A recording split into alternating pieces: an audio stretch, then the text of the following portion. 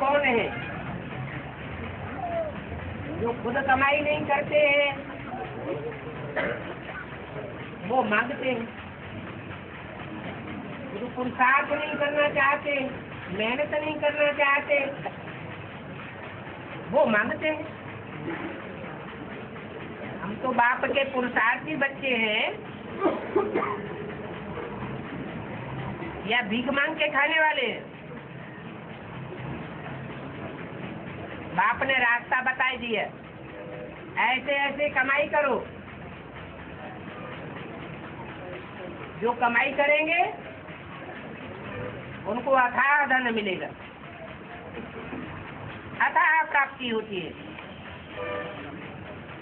फिर मांगने की क्या दरकार?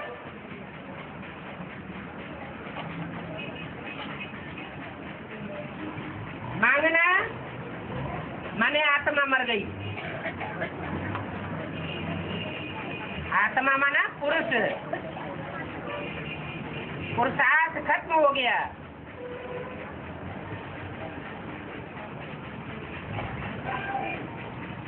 जैसे ब्रह्मा कुमारियों में चित्र बनाया पौड़ी जैसे जीवन का, मुझे निर्गुण हारे में कोई गुण नहीं, आप ही तरस परोई, आप ही तरस परोई। सबके सामने हाथ फैलाते फिरते। बाप आया हुआ है भरपूर बनाने के लिए, फिर देहधारी गुरुओं के सामने जाकर के भीख मांगना, ये कैसी बात हो गई?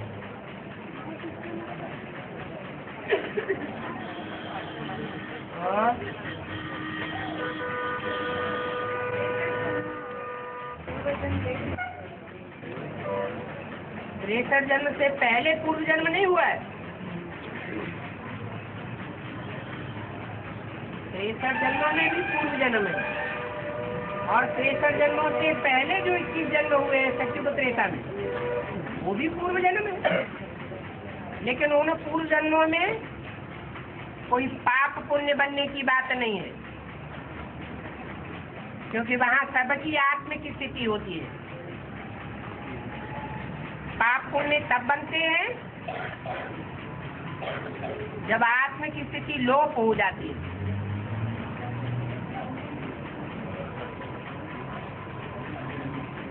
तो कहते हैं द्वापुर,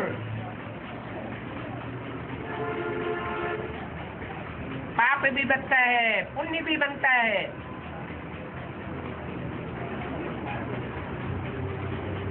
पहले पहले पाप कम होता है, बाद में पाप बढ़ता जाता है। और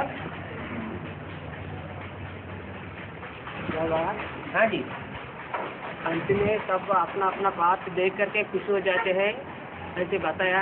हाँ जी, हाँ जी। यह राजा हाँ, यह राजा बनने के लिए राजघराने की घराने में जाने के लिए पुरुषार्थ करते हैं, वो फेल हो जाते हैं, उनको चिंता नहीं होती है। अंत में जो बताया, अंत में सब बात अपना अपना बात देख करके खुश हो जाते हैं, ऐसे बताया। हाँ। लेकिन यह राजा बनने के लिए राजघराने में जाने के लिए पुरुषार्थ करते हैं, हाँ। वो बन नहीं पाते हैं। हाँ। उनको चिंता नहीं लगती है। उनको ये भी तो आता है कि हमने गलतियाँ क्या क्या की हैं।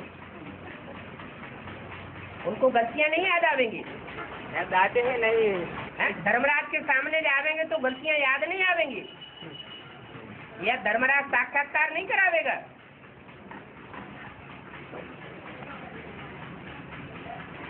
हाँ जी।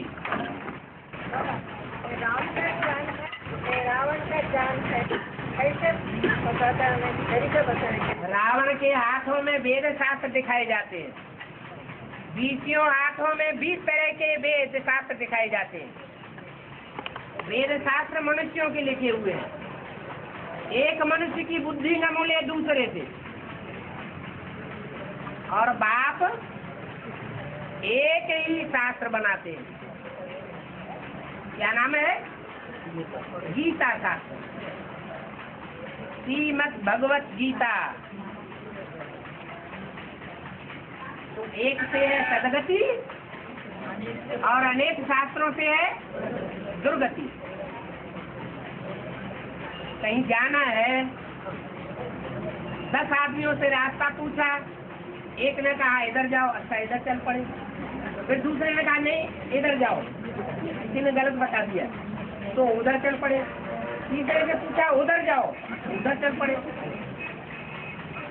अब बुद्धि तो विचलित हो जाएगी, आखिरी नास्तिक बन जाएगा। न बाइबल को मानेगा, न कुरान को मानेगा, न श्रीमद् भगवत गीता को मानेगा।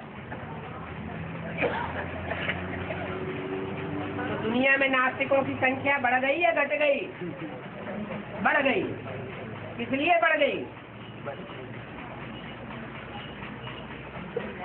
इस तुंडे तुंडे मतिर भिन्ना, जो अनेक तरह के शास्त्र हैं, उन शास्त्रों ने मति भ्रम पैदा कर दिया, इसलिए सब नास्तिक बन पड़े। और कोई भी अच्छा कर्म करते हैं तो बाप दादा ही बनते हैं। कोई भी अच्छा काम हमारे द्वारा होता है, बाप दादा निमित्त माना साकार, जो कर्म करेगा वो निमित्त बनेगा। बाप दादा कर्म करेंगे, बाप दादा निमित्त बनेंगे। साकार शरीर से जो कर्म करेगा वो निमित्त बनेगा। दूसरे ने कर्म किया, बाप दादा निमित्त क्यों बनेंगे? अच्छा कर्म करते हैं तो बाप दादा निमित्त। वो तो भक्ति मार्ग में कहते हैं।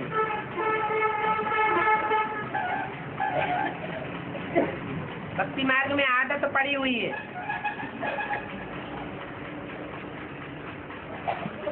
जो भी करता है तू ही करता है। अच्छा करता है तो तू ही करता है, बुरा करता है तो तू ही करता है। भगवान तो ना अच्छा करता है न बुरा करता है, वो सिर्फ आकर के रास्ता बताता है बस। वो खुद तो करता है,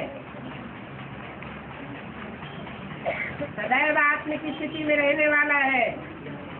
जब देवताएं 2500 साल तक आत्म की स्थिति में रहते हैं तो उनका कोई कर्म नहीं बनता, विकर्म नहीं बनता।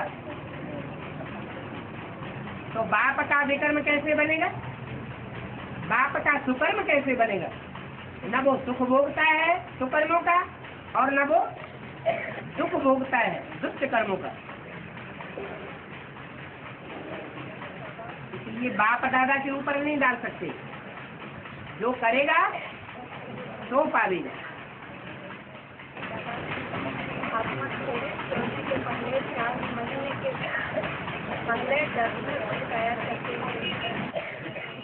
आत्मा नहीं तैयार करती है, कुदरत तैयार करती है। आत्मा के वाइब्रेशन के आधार पर, चाहे बाहर वाले हो चाहे अंदर वाले हो, कोई भी हो। कोई चलता है तो नहीं जोड़ते हैं। भाव से भी संकल्प चलता है, अच्छा है। कहते हैं शरीर छोड़ना अच्छा है, लेकिन मरने से डर लगता हो।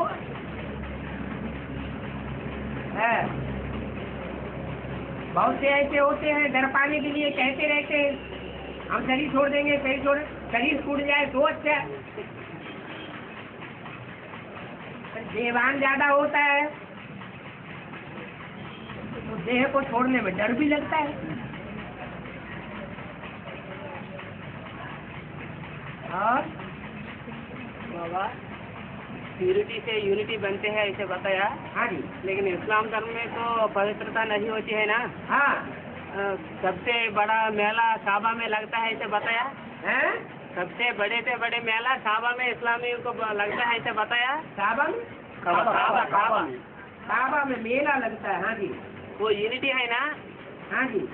तो पवित्रता, बिना पवित्रता यूनिटी कैसे बन गई? ऐसे बनती है कि वो तो 4 शादियां करने तक ही उनकी प्योरिटी सीमित है, इम्प्योरिटी। और हिंदुस्तान में तो चोरी छिपे जाने कितनी शादियां करते रहते हैं, तो ज्यादा पतित कौन हुए? वहाँ अगर 4 शादियों के अलावा और कोई ज्यादा शादी करे या बिना तलाक दिए फिर दूसरी शादी कर ले तो जेल में डाल दिया जाता है, कड़क दंड दिया जाता है। अरब देशों में तो हाथ पांव भी काट दिए जाते हैं। तो ज्यादा प्योरिटी कहाँ है और ज्यादा बेविचार कहाँ है? अरब देशों में ज्यादा बेविचार कहेंगे या यूरोपीय देशों में, क्रिश्चियन देशों में ज्यादा बेविचार करेंगे या भारत में ज्यादा बेविचार कहेंगे?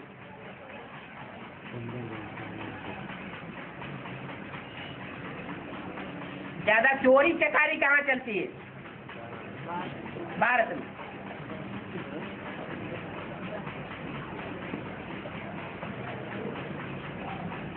और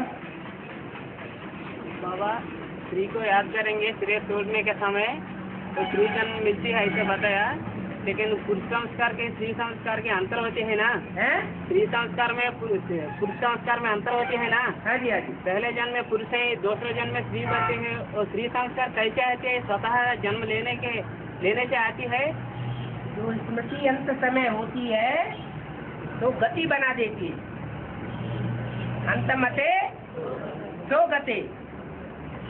स्त्री को याद किया, स्त्री चोले को याद किया, स्त्री के अंगों को याद किया तो वही अंग मिल जाता है, संस्कार वही संस्कार आ जाते हैं।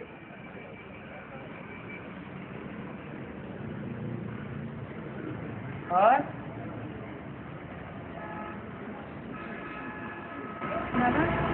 यज्ञ में 10 वर्ष की आत्मा होते हैं ना? हैं? यज्ञ में 10 वर्ष की भी आत्मा होते हैं ना? हाँ जी। जो नास्तिक धर्म का ये आत्मा होगा वो किस आधार पर ज्ञान में आया होगा? क्योंकि वो तो किसी को भी मानता नहीं है। किसी को नहीं मानता है, लेकिन रूप को तो मानता है। यूरोपवासी तो है, क्रिश्चियन तो है। क्रिश्चियन कहाँ के वासी हैं? यूरोपवासी। कौन किसमें बात करते हैं? रूप में तो बात करते हैं। कोई ब्रह्मा कुमार ब्रह्मा कुमारी को रूप को तो देख सकते हैं, रूप को देखेंगे, आकर्षित होते चले आवेंगे। वो बाप को याद करेंगे या देहदारी के रूप को याद करेंगे? देहदारी के रूप को याद करेंगे।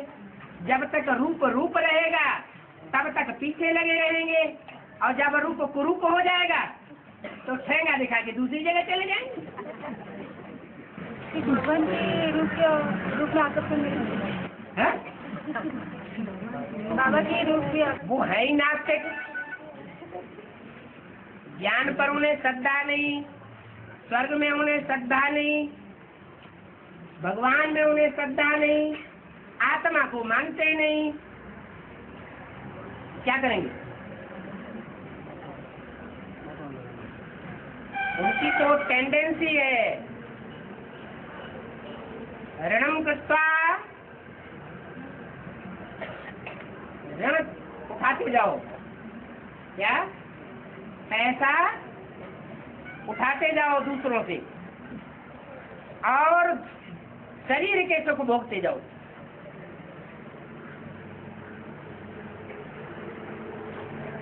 उधार करो और भी पियो। यही जिंदगी। जब तक जियो शांत से जियो।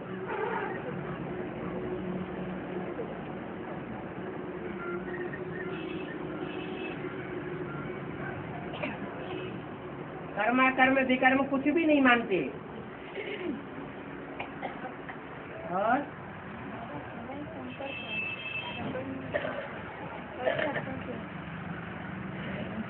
समय को कैसे अर्पण किया जाए?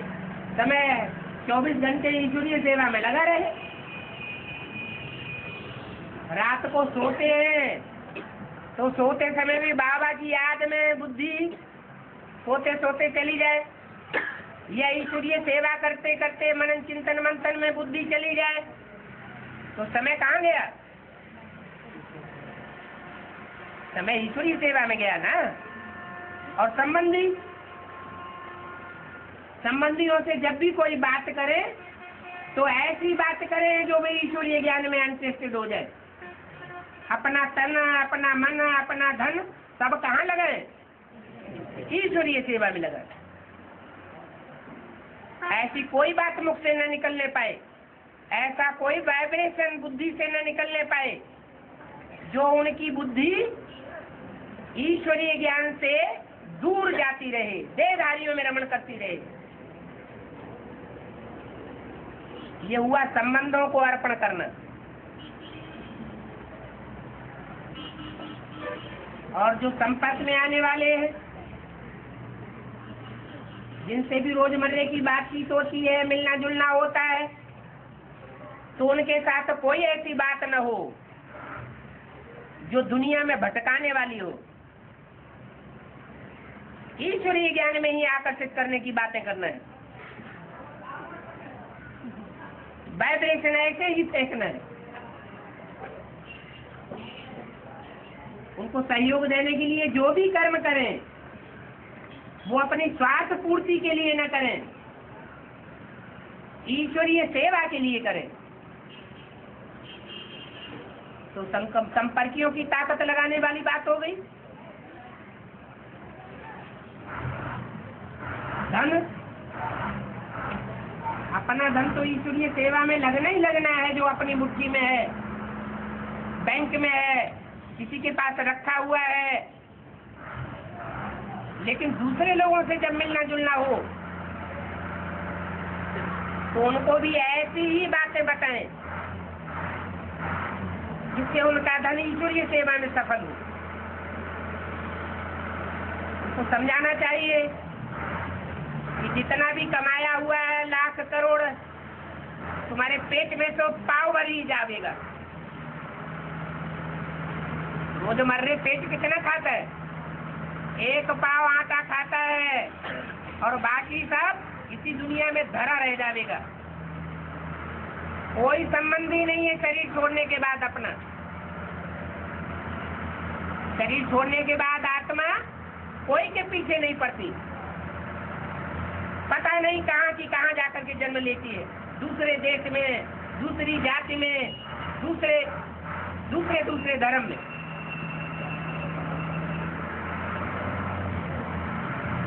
तो धन को भी आकर्षित करना है ईश्वरीय सेवा में, और तन को भी ईश्वरीय सेवा में आकर्षित करना। जो अपना तन ईश्वरीय सेवा में लगातार लगाए होंगे वो दूसरों की भी ऐसी ही सेवा करेंगे। पहले अपने बाल बच्चों को आकर्षित करेंगे। वो भी अपना तन है, अपने पेट से पैदा हुआ है, पर संबंधियों को इस तन को आकर्षित करेंगे।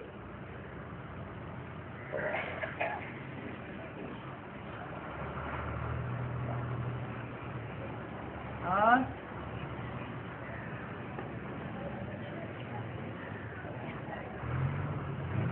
बाबा अंत में बैंक में धन फेल हो जाएगा, सोनी चांदी का कीमत रह जाएगा, ऐसे बताया। तो सोनी चांदी अंतिम समय क्या करेंगे सोनी चांदी से? अब दिया किसकी दबी रही धूल में, सोना चांदी रखेंगे कहाँ? बैंक में रखेंगे, लॉकर में तो चला ही जाएगा। जमीन में गाड़ के रखेंगे, भूकंप आएगा, पता नहीं कहाँ का कहाँ चला जाएगा।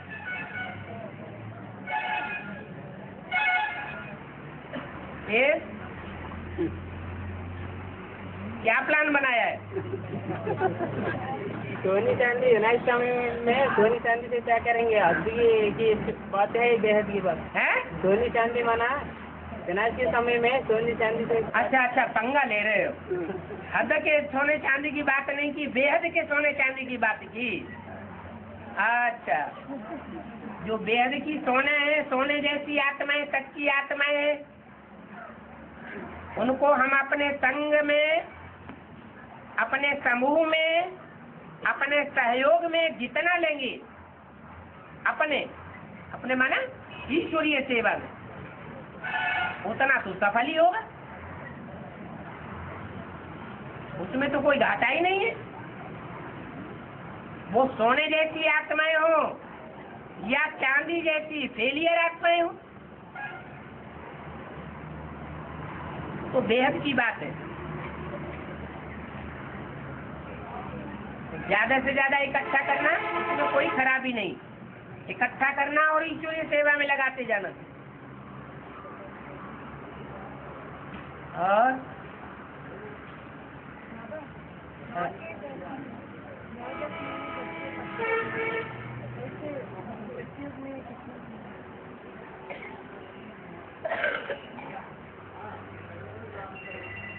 यहाँ तो 9-10 महीने गर्भपिंड और आत्मा पकती है। वहाँ सतयुग में क्या होगा, कैसे होगा, इसकी चिंता अभी से क्यों सताई हमको। बाबा को जब बताना होगा तो बता देंगे। सारी पढ़ाई अभी पढ़ा देंगे तो आगे चल के क्या पढ़ा देंगे।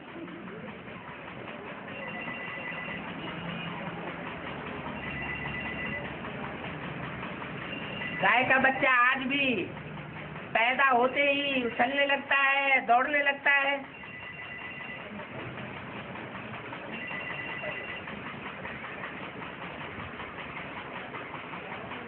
तो वहाँ भी सात्विक स्टेज होती है देवताओं की।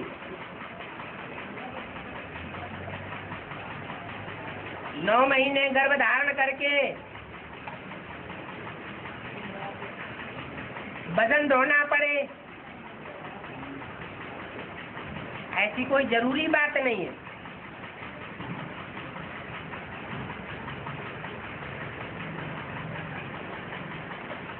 क्योंकि वहाँ तो बुढ़ापा भी नहीं होता। पैदा होने के बाद बुढ़ापा नहीं होगा, बचपना नहीं होगा। जो 2-3 महीने पालना करनी पड़े, अच्छी पेशाब साफ करनी पड़े।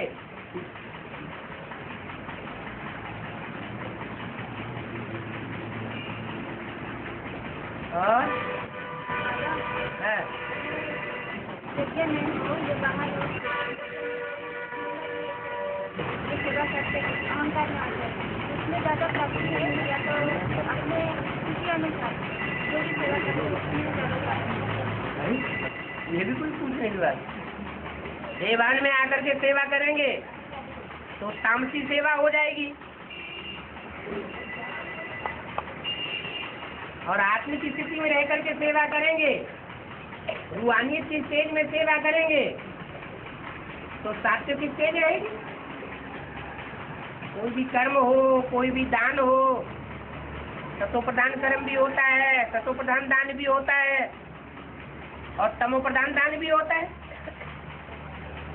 तमोप्रधान कर्म भी होता है।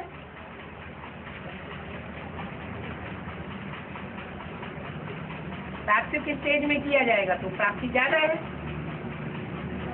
तामसी स्टेज में किया जाएगा उसकी तामसी स्टेज में प्राप्ति होगी। के बाद यही आता है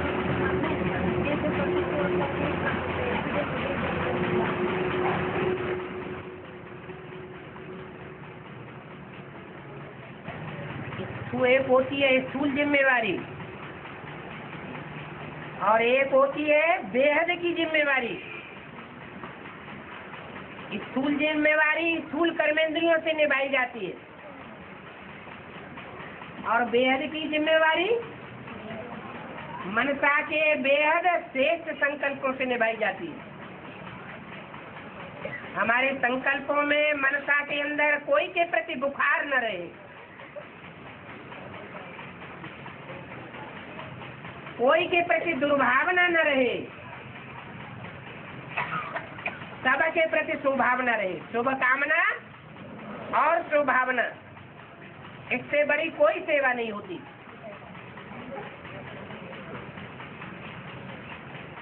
जिनको स्थूल सेवा नहीं मिलती है तो उनके पास ये बड़ी से बड़ी सेवा है करने के लिए।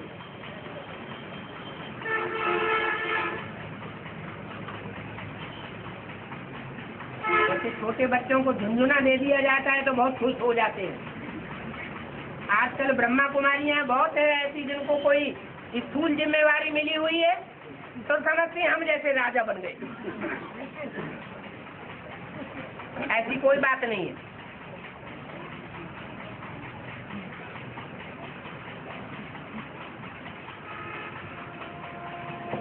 और बाबा अंतिम समय में, बाबा प्रत्यक्ष समय में आबू रोड से माउंट आबू तक क्यों लगती है? हाँ जी, और क्यों में 4.5 लोग रहते हैं, दूसरी बार लगती है 4.5 लाख आत्मा रहती है, दूसरी बार लगती है, क्यों वो में? बने जाने वाले ढेर होंगे बाहर और परमानेंट रहने वाले थोड़े होंगे। बाहर दुनिया वालों क्या बताया तो कि धर्म पिताएं और दूसरे धर्म, आप आज मुरली नहीं सुनी, ध्यान नहीं दिया महावाक्य पर। अभी वाक्य आया कि और धर्म की आत्माएं भी आकर के बाप से दृष्टि लेंगी, भूल गए? नहीं ध्यान दिया। इसलिए सन्यासी लोग जब सभा लगाते हैं तो माताओं कन्याओं को आगे बैठाते हैं, तुम आगे आगे बैठो, भाइयों पीछे पीछे बैठो। आधी बुद्धि चली जाती है इधर, आधी बुद्धि चली जाती है उधर। आगे चल करके बाबा की वाणी का महत्व का पता चलेगा। अभी तो बुद्धि से रखती रहती है। चित्र बनाया, नीचे ब्रह्मा जी, ऊपर विष्णु जी, शंकर जी उड़ गए, उनका पाठ समाप्त हो गया। है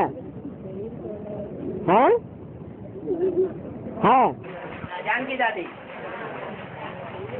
ऊपर विष्णु जी महाराज, तीसरी मूर्ति उड़ गई।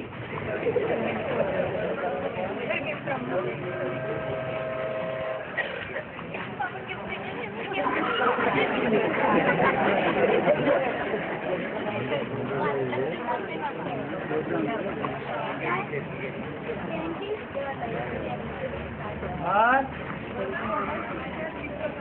है सहज पुरुषार्थ तब होता है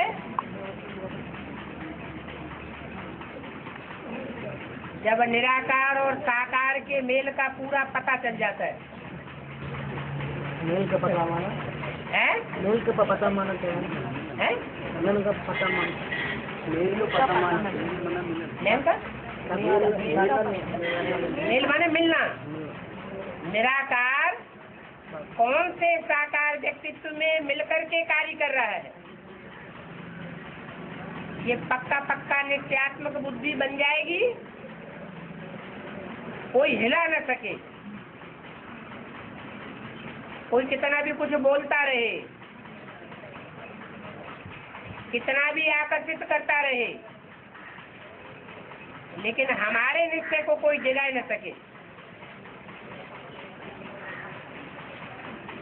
ऐसा मुकर्रर रूप जब बुद्धि में बैठ जाएगा तो पुरुषार्थ स्वतः ही सहज हो जाएगा।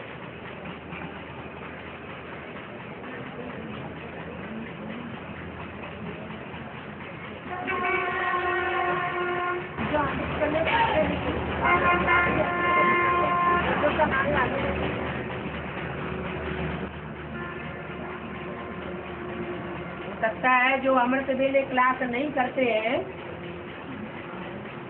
क्लास तो करने के लिए अमृत वेला नहीं बताया।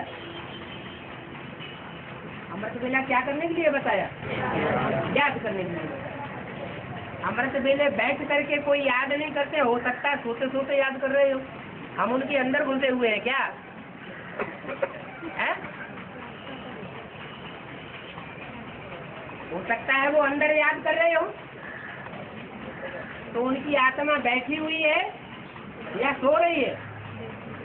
बैठी हुई है। पर चिंतन करने से हमें कोई फायदा नहीं।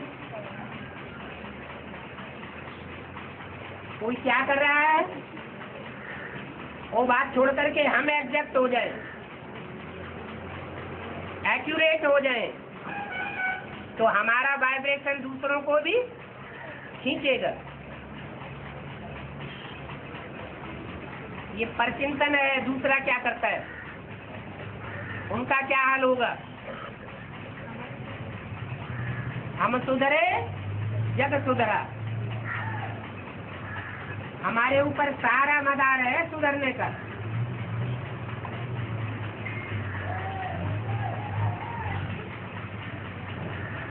और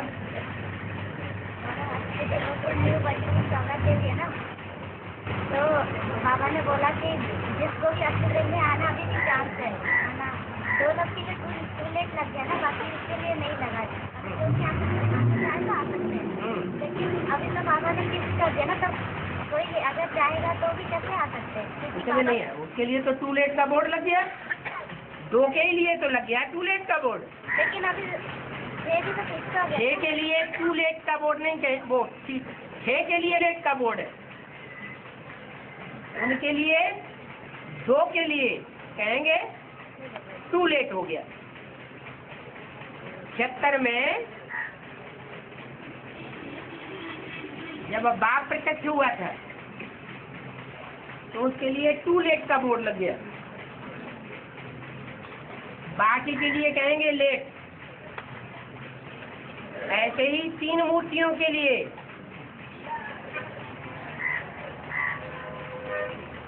जब घोषणा की गई कि 3 मूर्तियां प्रत्यक्ष हुई तो उनके लिए कहेंगे टू लेट का बोर्ड लग गया। अब कोई और तीसरी मूर्ति अलग से या दूसरी मूर्ति अलग से या पहली मूर्ति अलग से प्रत्यक्ष नहीं होने वाली। प्रूफ और प्रमाण सहित प्रत्यक्ष हो गई। ऐसे ही जो अष्टदेव हैं उनमें 2 के लिए अव्यक्तवाणी में बोला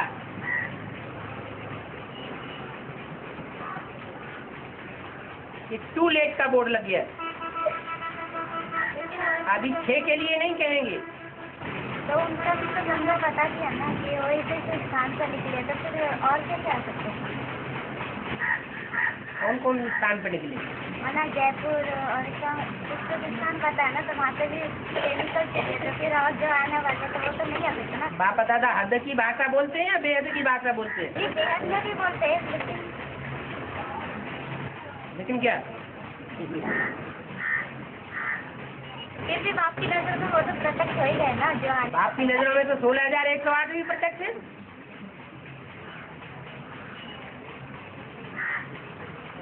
एक है अंतर्यामी बाप और एक है बहिर्यामी बाप।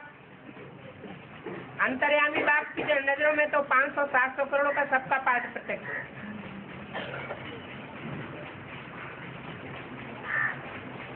और 16,008 में ब्रह्मा का 1000 बोझ है ना। 16,008 में ब्रह्मा 1000 बोझ गिनती में आती है। 16,000 में दास दासियां भी हैं। उनकी संख्या तो ज्यादा होगी। दास दासियों की संख्या बहुत होती है और राजाओं की संख्या सिर्फ 108 होती है। रानियों की भी संख्या 108 होती है। तो बाकी जो भी राजाएं होंगे उनको सहयोग देने वाले सहयोगी भुजाएं तो होंगी ना।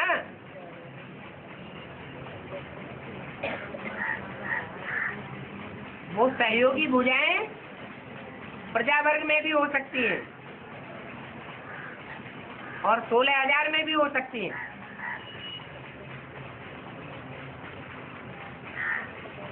ब्रह्मा की 1000 भुजाएं गाई हुई है 500 लेफ्टिस्ट के रूप में और 500 राइटियस के रूप में।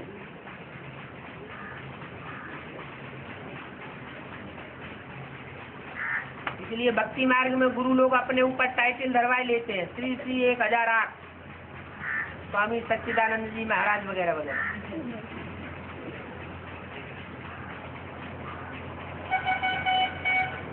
और अव्यक्तवाणी में भी बोल दिया।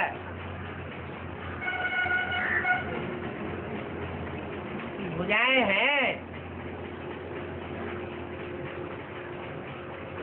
तो ब्रह्मा भी है। भुजाएं प्रैक्टिकल में कार्य कर रही है, कराने वाला है, तब तो भुजाएं सहयोगी बन रही है।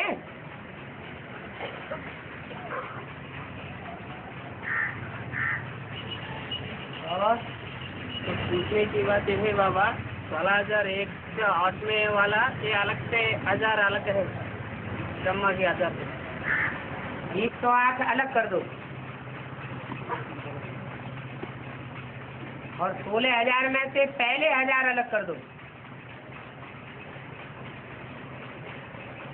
पहला 1000 और उसके बाद दूसरा 1000।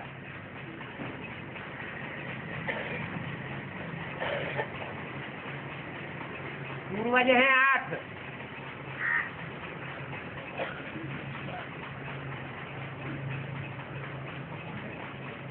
और 8 उनके कोई विशेष सहयोगी भी होंगे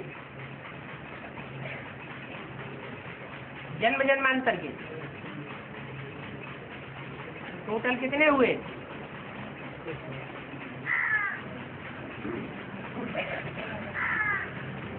ये हर धर्म में एक ब्रह्मा है, प्रजापिता भी है।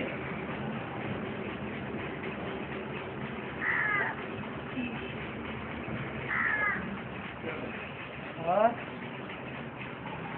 बाबा मुरली में बोले कि पंखा में बहुत बच्चे हैं, परंतु अजय इतनी ताकत भी है, इसका अर्थ क्या है? इतनी ताकत नहीं आई है जो ईश्वरीय सेवा करके बाप को प्रत्यक्ष कर दे।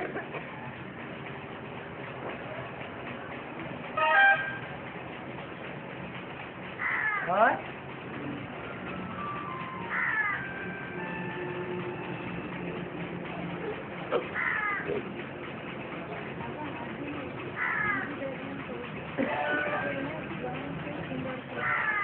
दीदी दादियों ने अष्टदेवों को श्रृंगार किया, उल्टा ही कर दिया।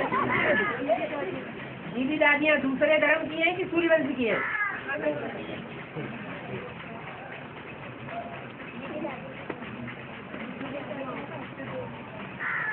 दीदी दादियों का अष्टदेव ने श्रृंगार किया, वो ठीक है। अष्टदेव जो देव वही होते हैं जो सूर्यवंशी होते हैं, जो 16 कला संपूर्ण होते हैं। सूर्यवंशी 16 कला संपूर्ण होते हैं। तो जो अष्टदेव हैं, जो सबके पूर्वज हैं, वो ही दीदी दादी दादाओं का श्रृंगार करने वाले, यज्ञ की आदि में बताए। अंत में ज्ञान रत्न से श्रृंगार करेंगे। इसलिए से अभी ज्ञान रत्न मिले नहीं एडवांस में।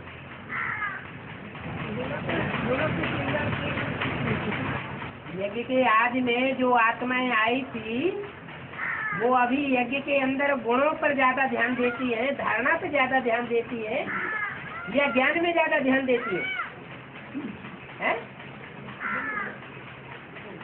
धारणाओं पर ज्यादा ध्यान देती है। वो सन्यासी हैं, जैसे दुनियावी सन्यासियों में ज्यादा धारणाएं देखने में आती है बजाय ब्रह्मा कुमार कुमारियों की। ऐसे ही ब्राह्मणों की दुनिया में जो सन्यासी आत्माएं हैं, उनमें धारणाएं ज्यादा हैं। अभी भी माउंट आबू में चले जाओ तो शोरगुल नहीं देखने में आएगा, और एडवांस पार्टी के किसी भी मणि मधुवन में चले जाओ, बंदरों की तरह किलकारियां भरते हुए देखते आइए, तो बंदरों में ज्यादा धारणा देखने में आएगी। इसलिए सप्त ऋषि कहे जाते हैं, 7 नारायण।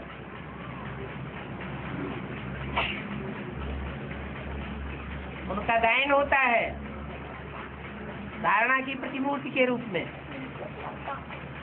ऋषि कहा जाता है पवित्र को। और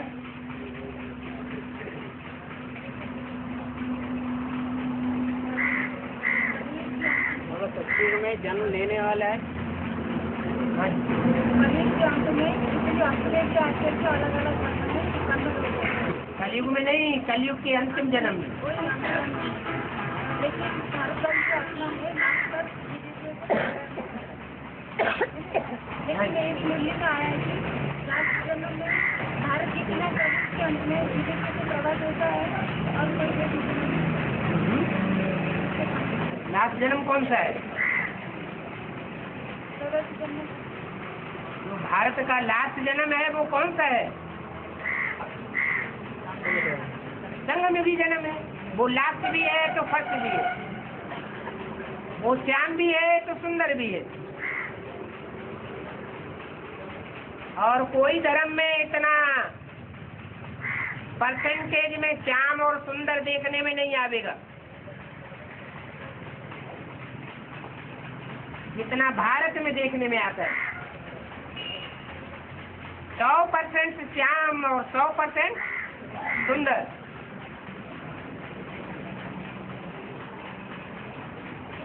कहाँ की बात है? संगम की बात है।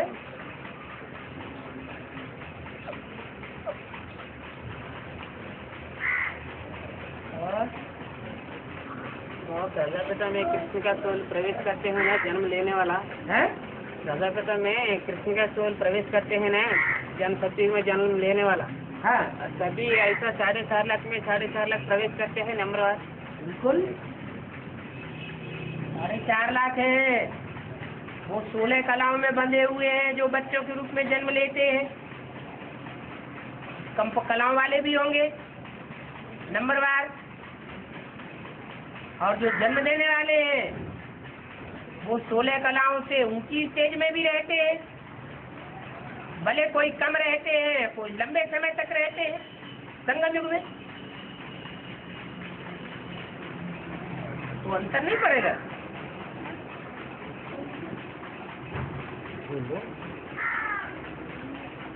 और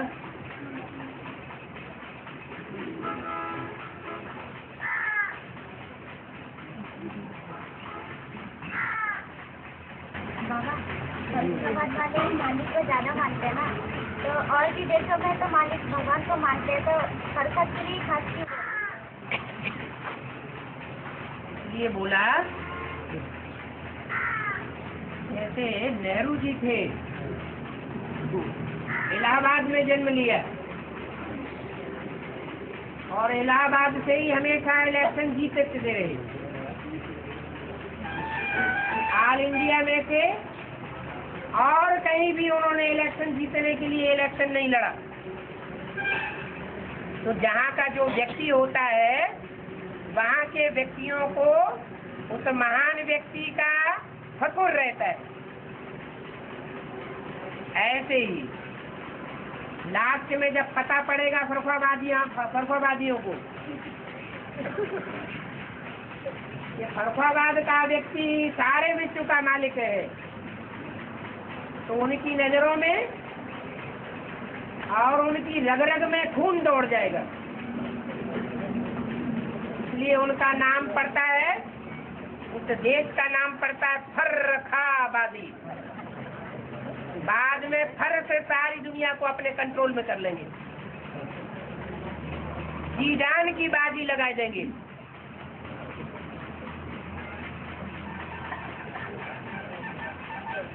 और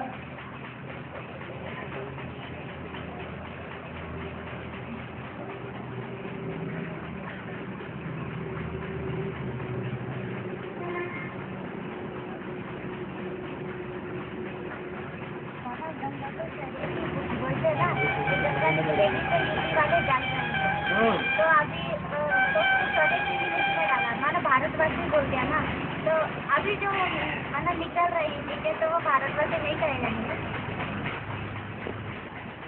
कोई जरूरी नहीं, यमुना निकल रही है, सरस्वती निकल रही है, वो भारतीय नदियाँ नहीं है क्या? उत्तर भारत की नहीं है? और उनके साथ जो भी सहयोग देने वाली है, घाघरा, गंडक, गोमती, वो उत्तर भारत की नदियां नहीं है।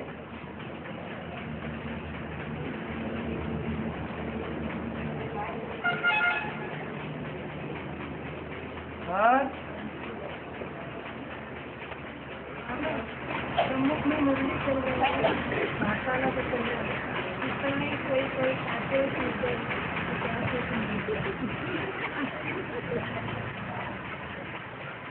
खाना खाने वाले ब्राह्मण बन जाएंगे।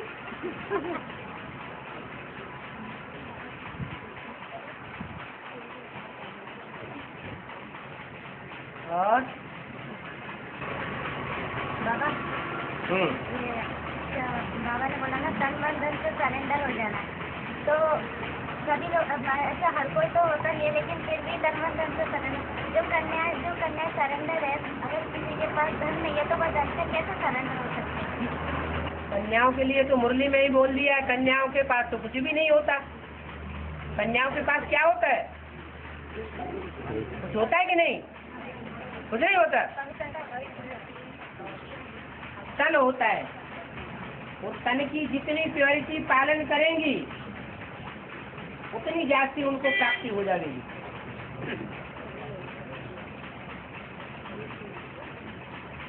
प्योरिटी ही कन्याओं का धन है। और बाबा माता ये हमसे पहले प्राप्ति करते हैं, माता वो बाबा की प्राप्ति नहीं होती है। माताएं मनसा सेवा जाति करती हैं और माता जो चाहते हैं वो बाबा की प्राप्ति नहीं होती। तो बाबा माताएं क्या चाहती हैं?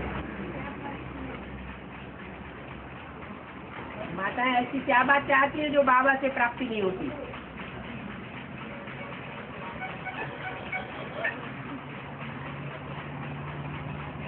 माताओं में तो ममता बहुत होती है, और माताओं के लिए तो मुरली में बताया है, माताओं को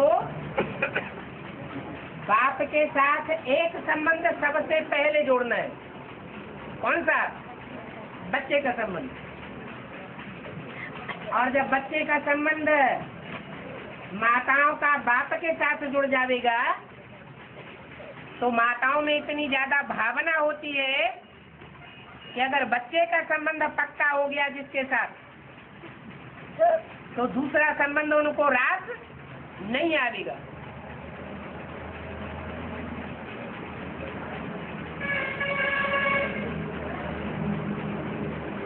और वो भी छोटा बच्चा हो तो अलग बात है, वो तो बाद में तैयार होता है पालना करने के लिए, और शिव बाबा को तो बड़ा बच्चा बनाने के लिए बोला है। तो बड़ा बच्चा तो पहले पालना करेगा माताओं की। अंत में जब सारी दुनिया ठुकराती है तो कौन सा बच्चा काम आएगा? बड़ा बच्चा काम आएगा।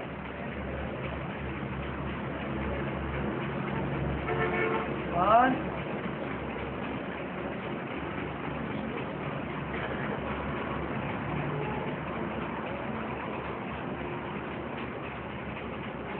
बाबा माना दो आत्माओं का अगर एक जैसा नाम हो तो संस्कार भी एक जैसा होता है क्या? कलयुग में नाम ऐसे ही होते हैं, नाम कुछ और होता है और काम कुछ और होता है। हाँ, जो विशेष पाठधारी आत्माएं होंगी उनकी बात अलग है।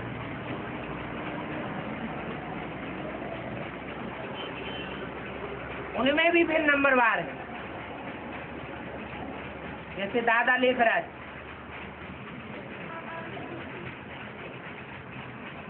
लौकिक नाम था लेखराज, भाग्य का लेख लिखने वालों का राजा।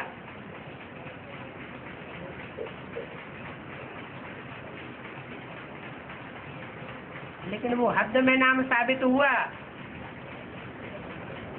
सिर्फ मुरली में उनके मुख के द्वारा जो वाक्य बोले गए उनमें हर आत्मा के भाग्य का लेख लिखा हुआ है। लेकिन उस लेख को कोई पहचान नहीं सकता। उन मुरलियों को मनन चिंतन और मंथन करके जब विचार सागर मंथन की स्टेज पर आत्माएं पहुंचेंगी तो अपने अपने भाग्य के लेख को पहचानेंगी। उस पुरुषार्थ के लिए मीडिया बनता है बाप, टीचर, सदगुरु करूं। तो वो हो गया बेहद का भाग्य का लेख लिखने वाला राजा। लेखराज प्रजापिता ब्रह्म।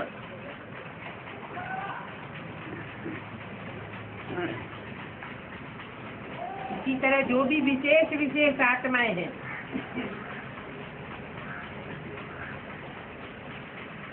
उनके लिए संभावना हो सकती है कि अंतिम जन्म में जो उनका नाम है वो प्रैक्टिकल में सार्थक हो सके।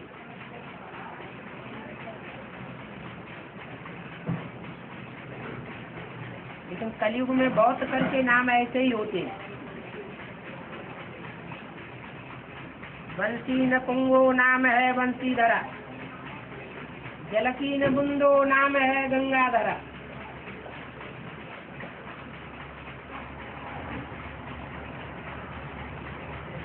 ज्ञान का अंश मात्र भी नहीं है,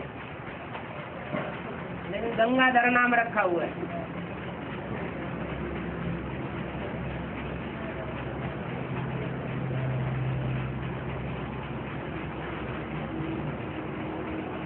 दुनिया नाम को नहीं देखती है, अभी काम को देखती है।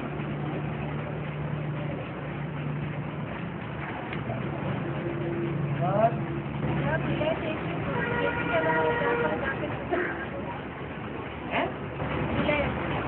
हाँ, मुरली में आता है ना, मिला जाए तो जाते तो अपना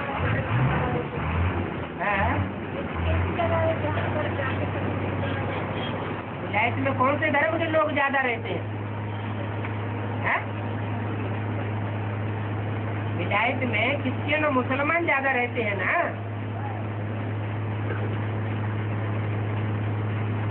तो नीचे धर्म है या ऊंचे धर्म है? उनके संग के रंग में जाने से नीचे गिरेंगे या ऊंचे उठेंगे? उन धर्मों में भी अभी तामसी स्टेज है।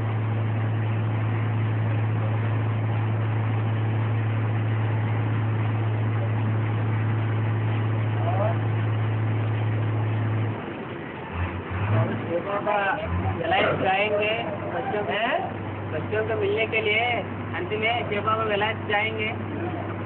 विलायत में भी बच्चे हैं ना। हाँ, अंत में हाँ, बच्चों मिलने के लिए शिव बाबा जाएंगे। हाँ, जाएंगे नहीं जाएंगे? वो विश्व का मालिक है, विश्व का पिता है, तो विश्व की आत्माओं से कनेक्शन नहीं होगा। ब्रह्मा का पास तो माता का है, माता घर देखेगी और बाप बाहर देखेगा या नहीं देखेगा? देखेगा। अभी तो कंबाइंड पार्ट है बाप दादा का।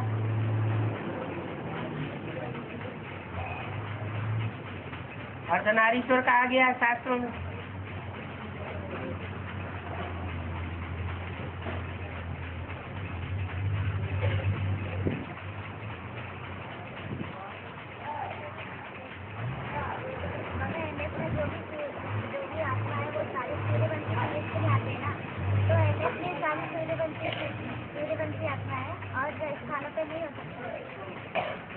हो सकती है। अभी क्या संख्या पूरी हो गई 4.5 लाख है? निकलते आ रहे हैं।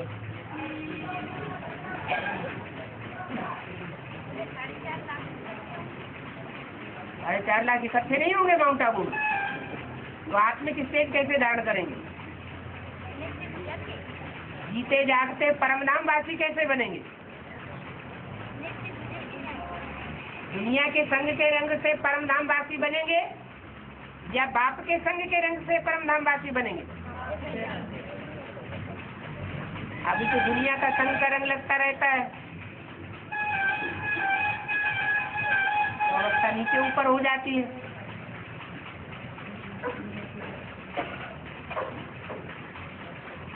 और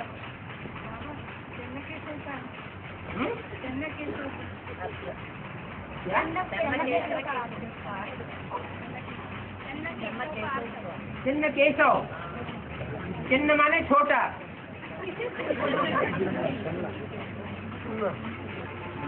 अब का कहा जाता है ब्रह्मा को, और ईश कहा जाता है ईश्वर को। छोटे ब्रह्मा का ईश्वर। अब ब्रह्मा तो 5 है, 5 ब्रह्मा में छोटा बड़ा कोई होगा कि नहीं होगा? तो छोटे में छोटा ब्रह्मा कौन? ब्रह्मा बाबा सबसे छोटा ब्रह्मा है क्या? जिसने सबसे बड़ा काम किया ब्रह्मा का, वो सबसे छोटा हो गया। इतनी सहन शक्ति किसी ने धारण की?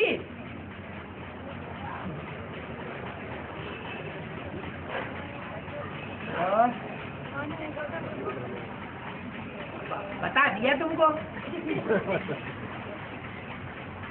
बाप तो बतावेंगे नहीं एक एक आत्मा का, बोर्ड पर लिख करके या कागज पर लिख करके पाठ तो नहीं बतावेंगे। इशारा दे दिया ना।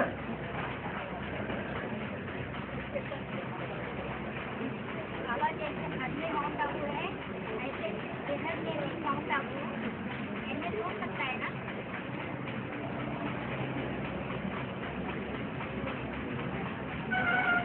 एनएस में फिर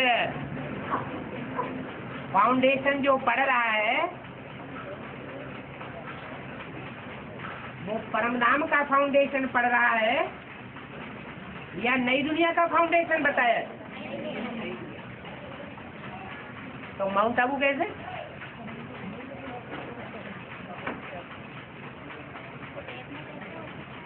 है?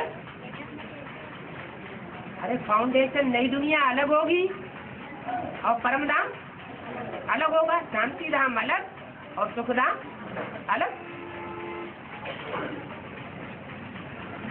वो कुछ समय ज्ञान में चल करके बाहर चले जाते हैं, वो सभी 4.5 में आएंगे हैं? तो कंपनी में भर्ती होने के बाद हाँ, थोड़ा समय ज्ञान में चल करके बाबा ने बोला हुआ है 7 दिन की बत्ती करके फिर भल विलायत में चले जाओ, कभी वापस ना आओ।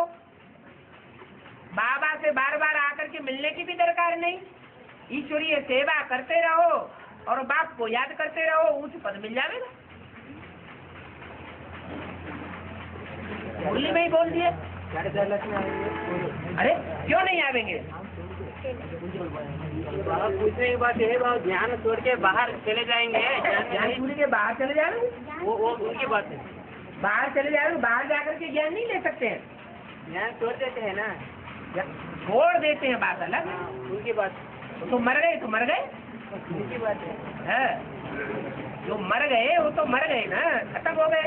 वो 4.5 अब दोबारा अगर पुरुषार्थ करेंगे तो कुछ न कुछ फिर मिल जाएगा। वो 4.5 में नहीं आएंगे। है जी, वो सभी 4.5 में नहीं आएंगे। आ भी सकते हैं। पुरुषार्थ के ऊपर मदार है ना, आत्मिक स्थिति बनने के ऊपर मदार है।